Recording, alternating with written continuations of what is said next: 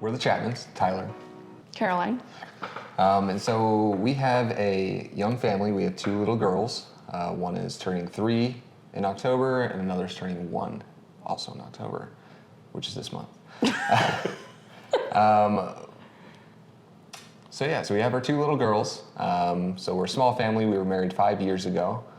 And we've been living in Mesa since we've been married, kind of hopping around different rentals. Caroline's been working. She's had a few different jobs, wanted to put me through college since I graduated 2 years ago as well. And ever since I graduated, I've been an engineer for a semi-truck company. We were renting all that time, and for me, it was really hard to see all this like hard-earned money that I had going towards rent and paying, and I'd never see it again. Like, I put it towards rent, and that just pays the bills, whereas we were wanting to get a house so that we could have that mortgage go towards paying off our house and having that piece that we own, and then getting equity in the house. Seeing a lot of our friends, you know, who have purchased homes, and then just sitting there and waiting, kind of hoping that we can find something that was right for us. For a while, we felt like we couldn't be homeowners because we were so young, but there were so many programs that we looked into, and there's just different ways that we learned with Rob, different kind of down payment options where we really could get a home. The process was a little bit difficult because we went in when interest rates were really, really low and prices of homes started to kind of go like this. So we went in at the beginning and we felt confident, and then we just got outbid by everyone that was an investor and all cash buyers, which could, I mean, it made us feel a little discouraged at times. But we kept going, we used different strategies.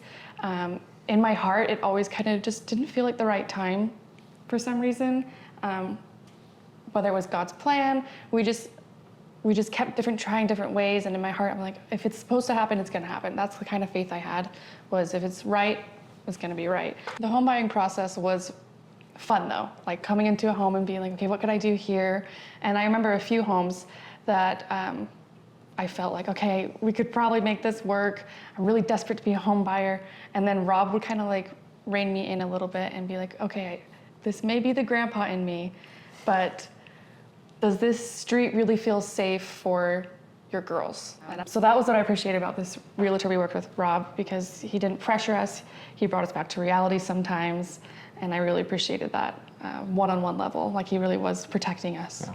And especially bringing us a lot of good information on the home that we wouldn't normally see, say, on like Zillow or anything like that, giving us a good realistic perspective, a grounded perspective on the homes that we were looking at. Absolutely. There was like a fine-tooth comb method that I feel like he was using. When we were looking at like the layout, he's also looking at the foundation and the paint and the roof. He was just, hey, want to let you know, I do see some of these things that can come up during inspection, and it kind of brought us to reality again. Like, okay, yeah, that's something that we need to realize and budget for if we were to go this route.